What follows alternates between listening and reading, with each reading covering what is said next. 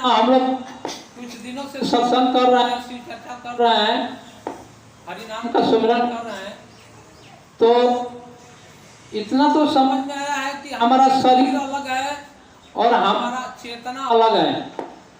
इतना समझ में आया कि नहीं बात? तो हमारे अंदर की जो चेतना है, समझ में आ रहा है ना, वह चेतना उसी तरह से अलग होता है जिस तरह से दूध से घी अलग होता है। अब इसको हम जब ये सीताराम का जब हम गुणगान करेंगे, ध्यान करेंगे, है ना, तो यह स्पष्ट मालूम पड़ता है। जिस तरह से हम स्कूल में पढ़ने जाते हैं, स्कूल में हम पढ़ने जाते हैं तो सबसे पहले हम नर्सरी की पढ़ाई पढ़ते हैं, क ख ग घ ABCD, हम स्वर और व्यंजन पढ़ते हैं कि नहीं।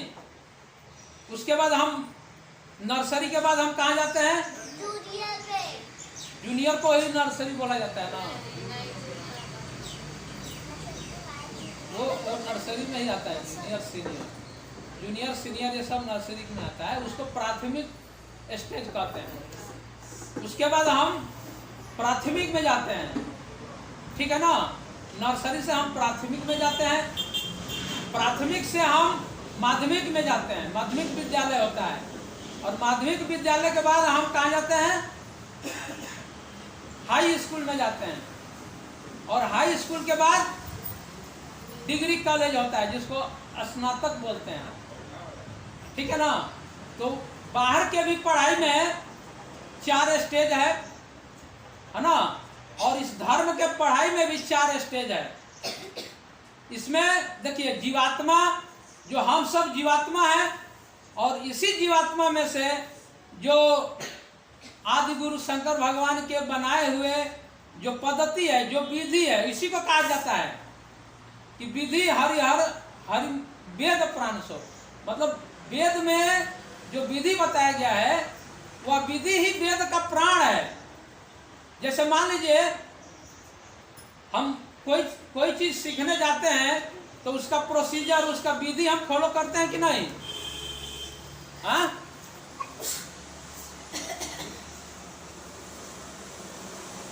उसका प्रोसीजर फॉलो करते हैं ना। उसी तरह से कहते हैं कि जब हम आदि गुरु शंकर भगवान के विधि को जब हम फॉलो करते हैं तो ये जीवात्मा जो है ये महात्मा की स्थिति में चला जाता है, उसके बाद धर्मात्मा की स्थिति में चला जाता है, और आखिरी में जिसको समाधि बोलते हैं वह शिव तत्व में जाके लीन हो जाता है। उस शिव तत्व में लीन होकर के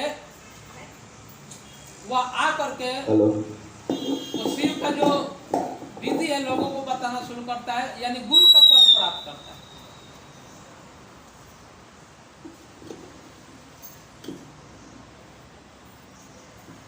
हेलो, तो किसी भी विधि को बताने के लिए उसका मास्टर होता है ना।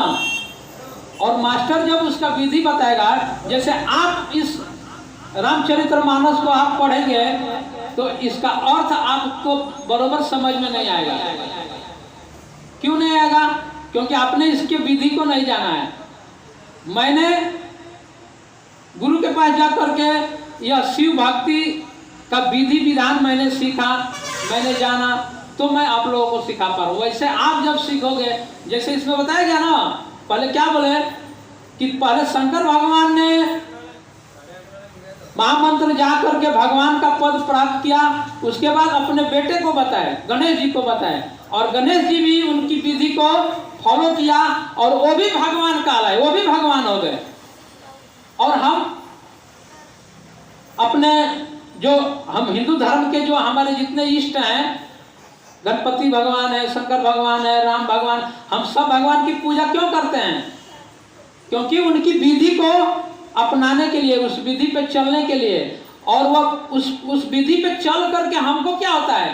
तो हमको सुख मिलता है, शांति मिलता है, हमारा जीवन मंगलमय होता है। हमारे अंदर के जो विषय है, विकार है, क्रोध है, लोभ है, मोह है, जलन है, डाह है, ईर्ष्या है, इसमें आशा है। बहुत तरह की हमारे अंदर जो है बुराई है, हमारे अंदर की बुराई निकल जाती है और हम भक्तिमय हो जाते हैं, हम शांत हो जाते हैं। तो हम अपने परिवार में मतभेद नहीं करते हैं, झगड़ा नहीं करते हैं।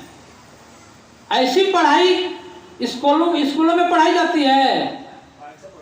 नहीं पढ़ाई जाती है। स्कूलों में केवल कौन सी पढ़ाई पढ़ाई जाती है? भौतिकी पढ़ाई पढ़ाई जाती है, जिससे आपको एग्जाम पास करना है और डीएम बनना है, कलेक्टर बनना है, डॉक्टर बनना है, इंजीनियर बनना है। लेकिन डॉक्टर, इंजीनियर, कलेक्टर बन कर के जो आदमी के पास धर्म नहीं होता है, वह क्या करता है? समाज में हिंसा फैलाता है, घूस लेता है, चोरों का मदद करता है, स्मगलरों का मदद करता है। वो भी अगर धर्म परायण नहीं है इस दुनिया में, चाहे वो बिजनेसमैन हो जाए, चाहे मंत्री हो जाए, चाहे नेता हो जाए, चाहे वह पुजारी हो जाए, लेकिन धर्म परायण नहीं है, धर्म उसके अंदर नहीं है, तो वह समाज में नैतिक कर्म नहीं कर सकता है, धर्म का प्रचार नहीं कर सकता है और धर्म से व्यवहार नहीं कर सकता है।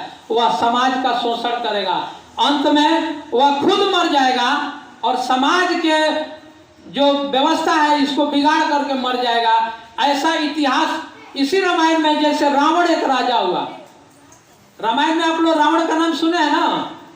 इसमें इसीलिए बताया गया है कि राम के साथ में, राम राज्य के समय भी एक रावण था और वह रावण बहुत ही बड़ा पंडित ज्ञानी था, बहुत बड़ा महात्मा अपने को समझता था, चारों वेदों का ज्ञाता था। लेकिन वो समाज में क्या कर रहा था?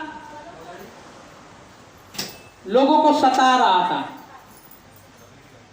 इतना सिद्धियां होते हुए भी आप लोगों को पता होगा कि रावण इतना भक्त शिव भगवान के और कोई नहीं था। रावण शिव भगवान का बहुत बड़ा भक्त था, लेकिन वह अहंकारी हो गया। जब उसके पास धन आया, जब उसके पास साम्राज्य आया, तो वो धर्म के राह छोड़ करके अधर्म के राह पे चला गया। लेकिन वही सत्ता, वही पावर राम जी में आया, तो वो सभी साधुओं को, सभी लोगों का रक्षा किए। बात समझ में आ रहा है ना? वशिष्ठ मुनि के पास जा करके उन्होंने इस शिव विधि का उन्होंने यत्न किया, शिव महामंत्र का उन्होंने भी जाप किया। रामायण में लिखा गया है कि कहूँ कहाँ लगी नाम बढ़ाई, राम न सकहूँ नाम गुण गाई।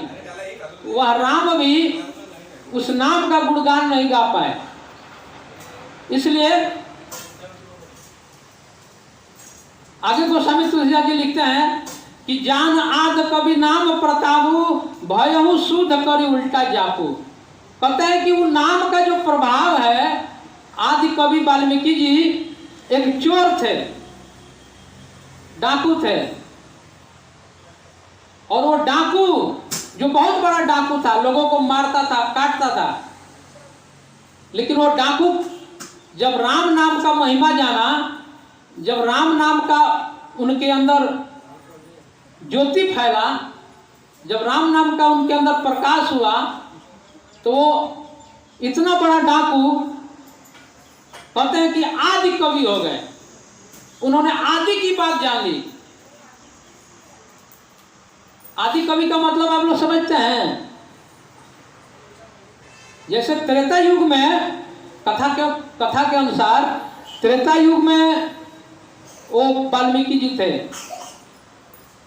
और सतयुग के पहले आदि था, यानी कि शिव शंकर भगवान जो आदि की रचना किए सती के साथ में। तो कहते हैं कि वो त्रेता में भी रह के वो आदि के बात जान गए, यानी कि वह यह बात जान गए कि शिव शक्ति किस तरह से इस सृष्टि का रचना की है। इसीलिए उनको कहा गया है आदि कवि।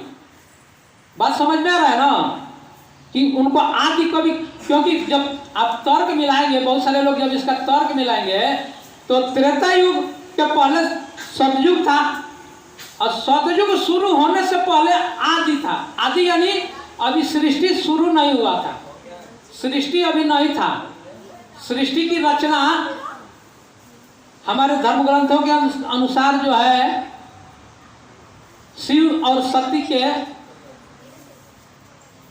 मिलने से होता है, उनके योग से होता है, शिव और शक्ति के।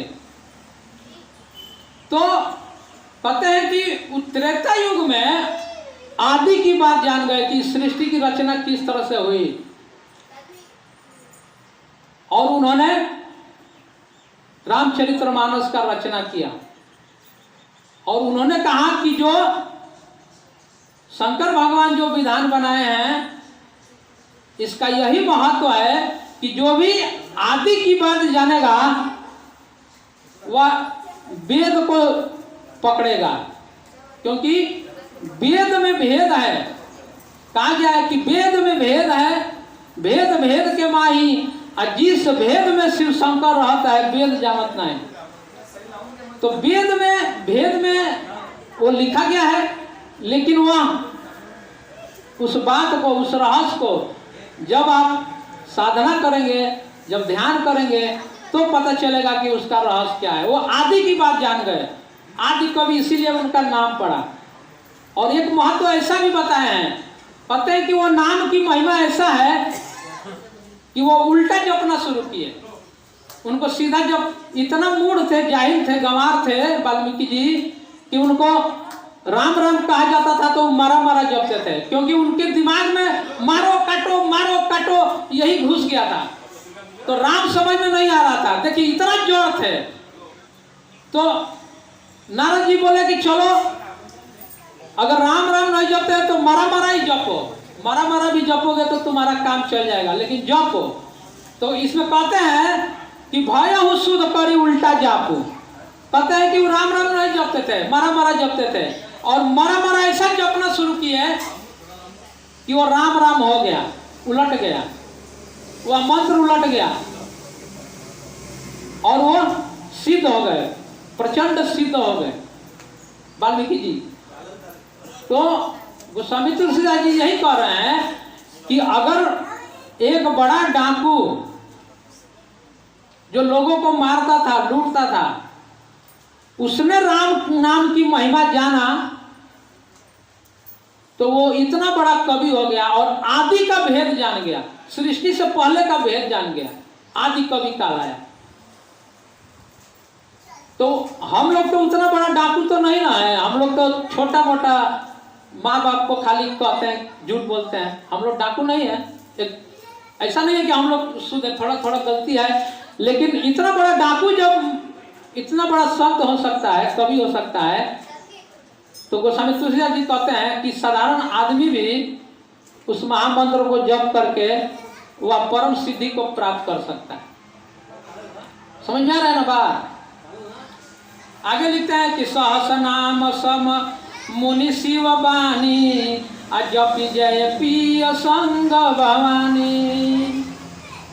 कहते हैं कि वह नाम जो है, जिस नाम को वाल्मीकि जी जपा, वह पार्वती माता के साथ में शिव जी अनंत काल से जपते आ रहे हैं, और निर्गुण निराकार में सभी जीवों को प्रेरित करते आ रहे हैं। घट घट में बैठ करके वो जिसके अंदर प्रेरित करते हैं उसके अंदर भक्ति प्रकट होती है, राम नाम की उनके अंदर जिज्ञासा पैदा होता है, और भक्ति के मार्ग पे चलने की जो प्रेरणा मिलती है हमारे अंदर से। कहा गया ना कि कर्पूर गौरम करुणावतारम संसार सारम भुजगंधरहारम सदा वसंतम हृदयारविंदे भवम भवानी सहितम नमामि। हमारे हृदय में जब ये माता पार्वती और हमारे भगवान शिव शंकर जब उद्घोष करते हैं तो हमारे हृदय में भक्ति का लालसा, जिज्ञासा पैदा होता है। हम यहाँ आए हैं तो उनकी बहुत बड़ी कृपा है हमारे ऊपर, नहीं तो हम लोग इतना दूर से आए हैं। पहले हम लोग नहीं मालूम था, जब भक्ति तो सिनेमा देखने जाते थे, घूमने जाते थे, लेकिन जब पता चला कि भक्ति में कितना अच्छाई है तो हम लोग अब सिनेमा देखना, घूमना बंद कर दिए। अब हम भक्ति करते हैं बाकी समय निकाल करके अपना रोजी रोटी करते हैं और थोड़ा समय निकाल करके भक्ति करते हैं। उस समय तुलसीदास जी कहे हैं कि एक घड़ी आधो घड़ी आधो में पुनियाद, तुलसी संगत साध के मिटे कोटि अपराध। पता है कि तुमको नहीं 24 घंटा में तुमको नहीं टाइम मिल रहा है, 1 घंटा तो आधा घंटा, पता है कि आधा घंटा अगर तुम करोगे तो भी तुम्हारे अंदर 23 घंटा आपके लिए संसार का आपको जो काम करना है, आपको जो भी अच्छाई नजर आती है संसार में, घूमना फिरना, पिकनिक मनाना, टूर पे जाना, आप करो। लेकिन तुलसीदास जी कहते हैं कि आधा घंटा खाली, कम से कम आधा घंटा तुम इस राम नाम का जप करो और तब इसका महिमा देखो। जैसे विशाल जंगल है, उसमें एक तिल्ली जो होती है ना, आग की एक तिल्ली, उसमें पूरा आग का बाउंड नहीं लगाया जाता है। किसी भी साम्राज्य को जलाने के लिए एक माचिस की तिल्ली बारा जाता है और वो पूरा साम्राज्य जल जाता है। उसी तरह से कहते हैं कि ये राम नाम की जो महिमा है, जो गुणगान है, जिस भक्त के अंदर अगर थोड़ा सी भी लग जाए तो उसके अनंत जन्मों के जो पापों का जो जाल है, जिस जाल को मनुष्य काट नहीं सकता है, कहते हैं कि वह अनंत जन्मों के पाप कट जाते हैं, धुल जाते हैं।